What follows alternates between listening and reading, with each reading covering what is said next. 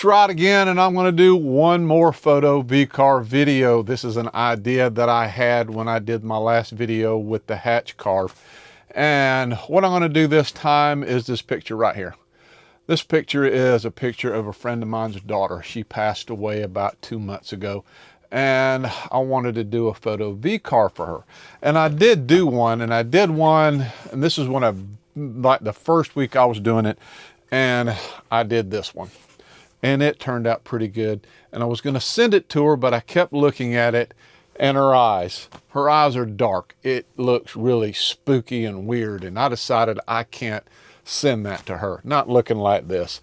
So what I'm going to do is I'm going to do epoxy and wood. So I've got my maple here, and I had to put two pieces together. And what I want to do is I'm going to do basically the same thing here, except what I want to do is I'm going to make a pocket here where the image is going to go, and I'm going to do it with white and black epoxy, and I'm going to V-carve the butterflies on the edge and cover it all with black epoxy and then shave it off. That way it's completely smooth, and I'm hoping that I can get the white in her eyes so her eyes doesn't look dark and spooky and all weird like that. So that's what I'm going to try to do on this one. So let me get all set up and I'll get started. Okay, I've got everything ready to go. Got my G-code in the computer, got spindle zeroed out. I got my wood attached to the spoil board. It's maple, and what I'm going to do is I'm going to mill out two pockets. The first pocket is going to be 10 by 10 because the whole thing is only 8.5 by 8.5. So the first pocket will be 10 by 10. Once that's milled out, I will mill out the pocket for the white epoxy for the image. Let me hit start on G-Center and we'll get this first pocket milled out.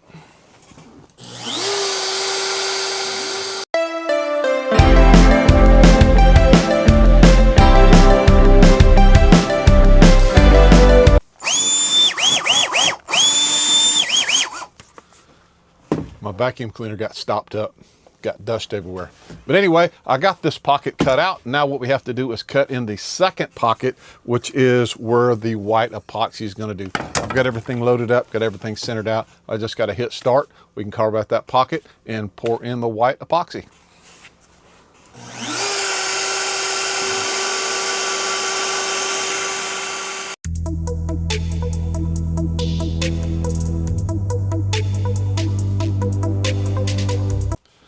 Okay, I've got the inner pocket cut out, cut to 1/4 inch deep. What I'm going to do now, before I put the epoxy in it, is I'm going to take some clear lacquer and I'm going to spray the inside of this and let it dry to seal it so no air bubbles come up through the bottom of it when I put the epoxy in it.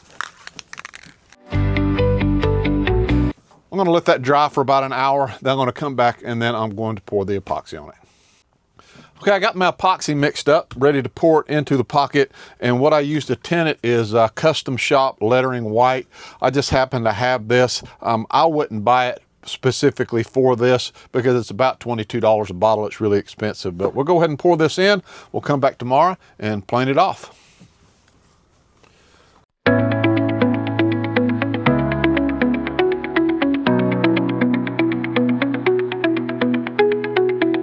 All right, let it dry, come back tomorrow, plane it off, and then we can V-carve the image on it. Okay, it's the next morning and my epoxy is dry and I need to plane off the inside of my pocket and make it level, make the wood level with the epoxy so I can carve my image into it. Now, this is how I'm gonna do this. It may be difficult, it may be a hard way, there may be an easier way, but this is gonna work for me. This is how I figured out how to do it for me. So I made a G-code, the same G-code that I used when I made the larger pocket. I made another one, and I set it to go to a cut depth of 0.15, which is how deep this pocket is. When I made that G-code, I went into the tool editing, and I set the 1/4 inch bit to go down to a cut depth of 0.15 per pass.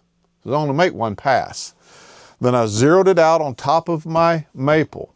And once I did that, I moved my spindle over, zeroed it out, and then I dropped it like 3 clicks.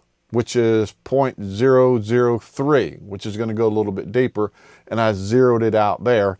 Now I have it zeroed here. So when I start it, it's going to go here, it's going to drop down to the 0.15 plus an extra 0.003, and it'll plane it all the way off. That's how I do it. It just makes sense in my head. It works, so that's what we're going to do. I'm going to go ahead and hit start, and we're going to plane this off real quick.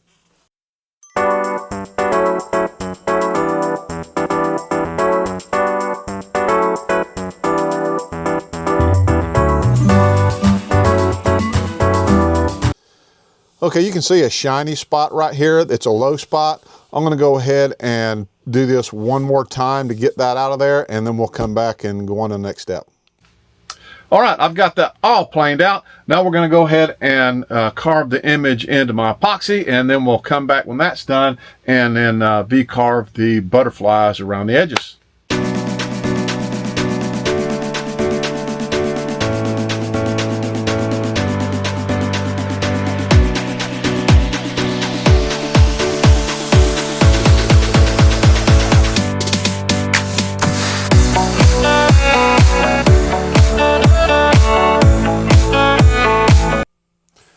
Okay, I've got her image carved into the epoxy. Now what I want to do is I'm going to go ahead and carve in the butterflies around her, and when that gets done, we can clean it all up and pour in the black epoxy.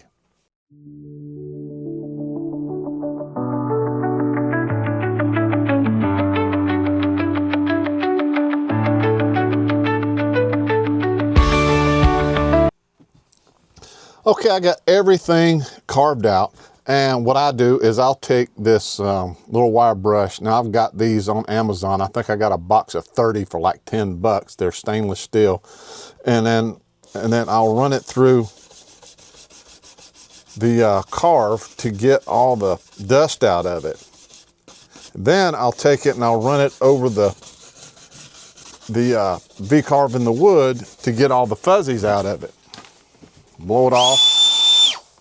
This is why I like doing it in epoxy, because epoxy doesn't get all the little wood fuzzies in it, and it's easier to clean. So, well, I got this all cleaned up, and what I'm going to do now is I'm going to mix up the black epoxy, and we'll pour the epoxy on it and come back tomorrow and shave it down. Okay, before I pour the epoxy on it, I need to spray it with some black paint. And the first reason for that is I spray it with black paint, we can look at the image that I carved in the epoxy and kind of see what it should look like. And it's going to seal the wood. So when I do pour the black epoxy on it, we won't get any air bubbles coming up through the wood. All right, we'll let that dry. We'll come back, take a look at it, and then we'll pour the epoxy on it. Well, right there you can kind of see what the image should look like, and I'm hoping that her eyes come out not dark and creepy looking like the other one did, because that's the whole point in this. If it doesn't, then I'll have to come up with another plan. So I'm going to let this dry a little while, then we'll come back and we'll put the black epoxy on it. Okay, we're going to pour the black epoxy on, and what I'm using is Custom Shop Easy Flow Triple Black. And I've said this before, this is pinstripe paint. It's like $22 a bottle. So I wouldn't buy it specifically to tint your epoxy resin, but I would use paint. I wouldn't use the epoxy mica powder. So we're gonna go ahead and pour on the black epoxy and come back tomorrow and shave it off.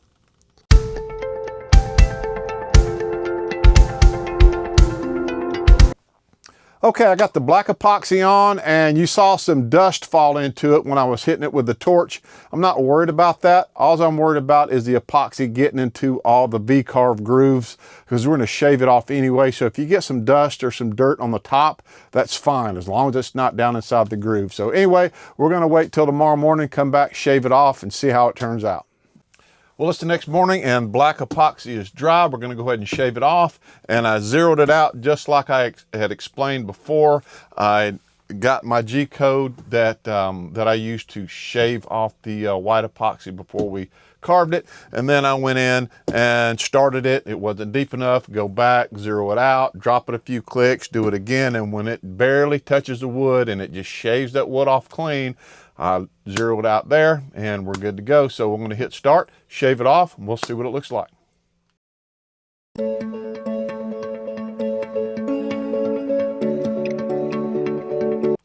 Well, I'm gonna have to redo this one. It didn't turn out exactly like I thought it would. The image obviously is just too dark. I'm gonna have to go in and an image editor and see if I can lighten up the image and redo the toolpath. The question is do I shave it all back down and start over from scratch, or do I just mill out the part right here where the image is and just redo the image and shave the whole thing down without having to redo all the butterfly stuff? I haven't quite decided what I'm going to do, but when I do, I'll figure it out, redo it, come back, and we'll see what the finished product looks like. Okay, I'm done, and I solved my problem with the other image being really, really dark. I mean, I went and I tried to adjust it, and if I could get the eyes to come out, I would lose detail in the face. If I got detail in the face, the eyes would go dark. So this is what I did. I called my friend and I said, hey, you got another picture of your daughter you can send me? And she sent me this one.